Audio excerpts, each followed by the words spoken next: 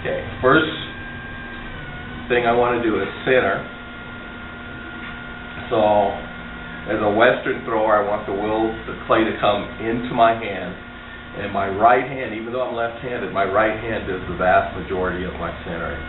Okay, so I'm going to wet the clay, and I'm going to push the clay towards the center of the wheel with the heel of my right hand. I'm going to take my left hand, I'm going to squeeze the clay up into my right hand, and then I'm going to press it down gently.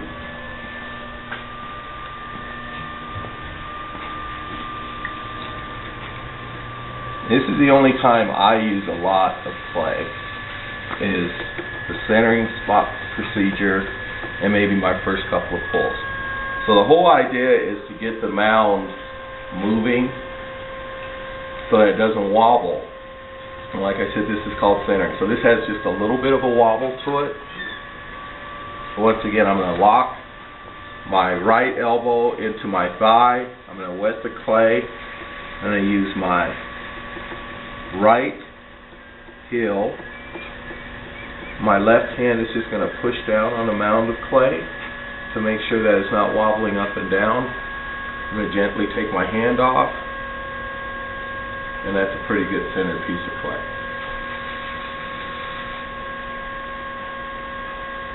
Okay. So once my clay is centered, this is a procedure where kids and new throwers get kind of lazy and get frustrated. You've got to learn to center your clay. You've got to be just really persistent that you're going to learn how to wedge the clay and get it centered. Once it's centered, I'm going to open it up, and there's several different ways to do it. I'm going to show you the way I do it. Is I come across the top, slide both thumbs to find the exact center. Okay. Then I take my thumbs, I go down, I take my thumbs along the bottom, and I open the clay up. Okay?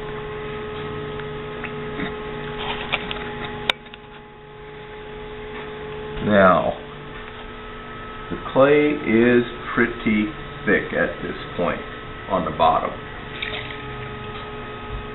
So I gotta, what I'm going to do, I need to talk about the tools that you're going to use. Use a wire cutter, cut the piece off the wheel. You're going to use a modeling tool or a trimming tool, wooden knife tool. You're going to use a needle or a probe. You might have to use a potter's rib. They come different. This one's plastic, this one's wooden, and this one's metal. It all depends on your preference. You use really cheap synthetic sponge, or you can buy yourself a really nice natural sponge for throwing, and you'll see how I use these. So if you look at the bottom of the pot on the inside, it's really thick. Okay, so the thing I'm after, in fact, if I want to measure how thick it is, I can put my probe down. So it's about that thick. That's pretty thick for a bottom. So what I want to do is I want to come back to the bottom of the pot, the inside of the pot.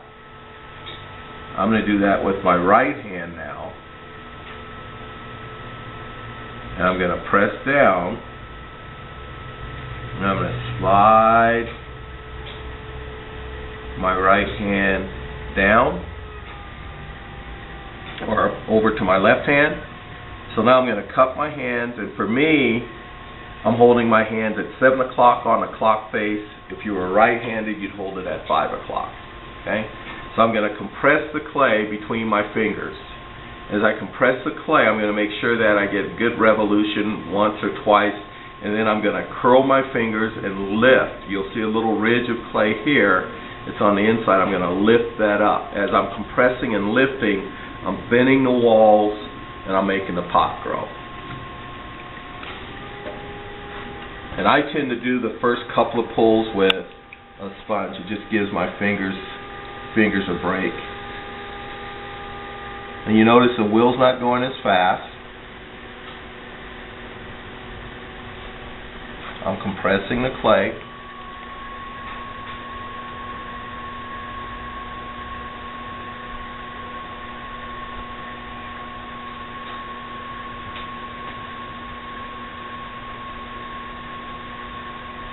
When I get to the top, I ease my pressure, I smooth the lip.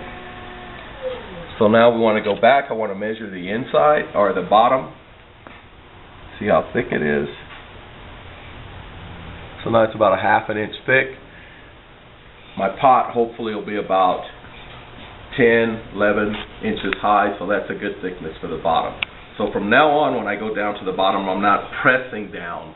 I'm just sliding my hands across the bottom so that I can come to the side of the wall and then pull the clay up. So this whole pulling procedure is done until your walls are even.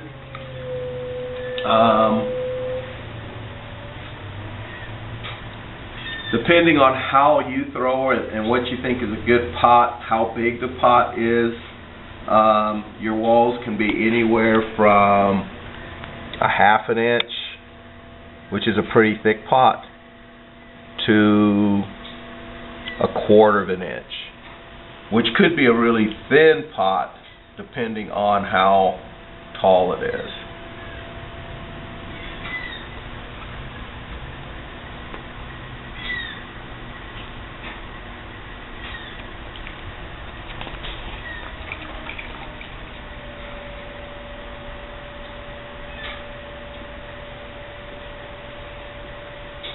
Now, I suggest to beginning throwers, because it's really hard to gauge how thick your pot is, to use your probe or your needle. And this is just a really good way to gauge the thickness. You want your walls as even as possible on your pottery. So what I'll do is I'll take my needle and I'll measure the thickness of my lip, and then I will take my needle and I'll push it till I see it come through the inside on the bottom. There it is. Then I can measure that. So it's that thick along the bottom wall, twice as thick. That's not good. Okay. So the next couple of pulls, I'm really going to compress the clay, and I'm going to compress and pull it to about midway up the pot, and then I'll start to ease my pressure, because I want my walls to be as even as possible.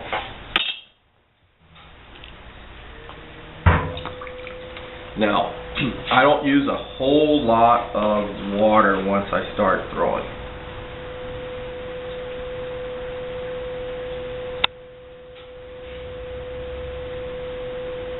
So I'm really compressing the clay here. About halfway up, the walls are starting to thin down, so I'm not squeezing as hard.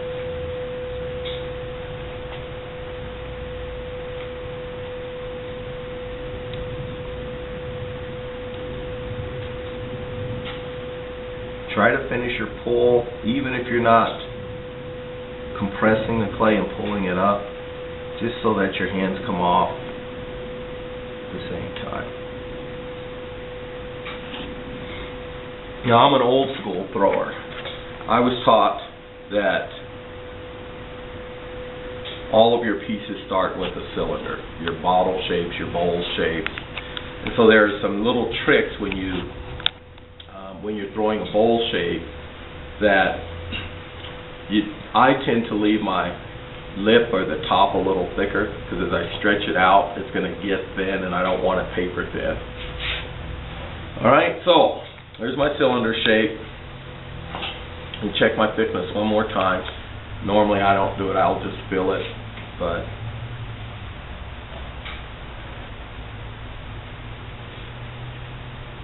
okay, so still about a little more than, it's a little less than double the thickness. So now I'm just going to go ahead and throw. Not talk quite so much. You'll see sometimes I'll grab a sponge. For me, the sponge just, it's a little smoother for throwing. The clay just slides on the sponge a little bit better than my hand, but there's not a lot of water on the sponge.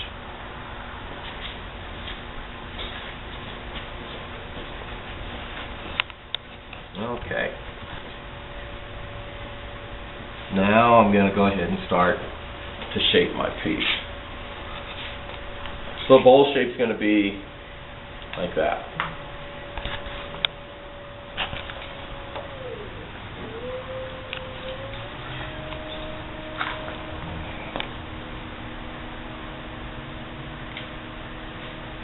Pressure with my inside hand. My outside hand is just a brace. Now I'm not compressing the clay, I'm just moving the clay.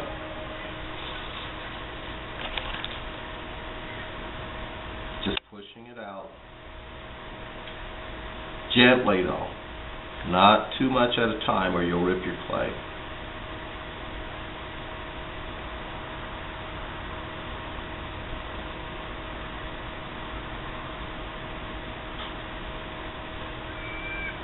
The clay body that I'm using is a stoneware, a medium range stoneware clay.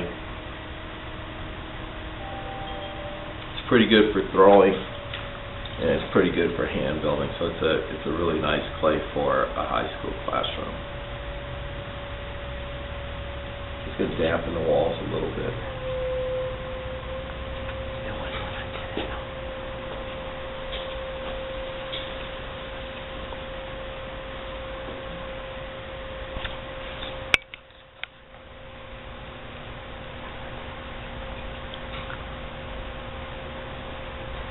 You see how it started wobbling there? That's because there was some dry spots on the bowl on the inside.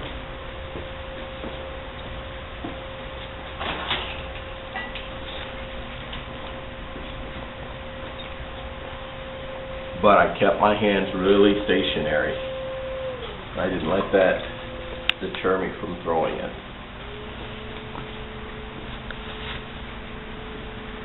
And I'm at 36 seconds, so I got to stop this recording.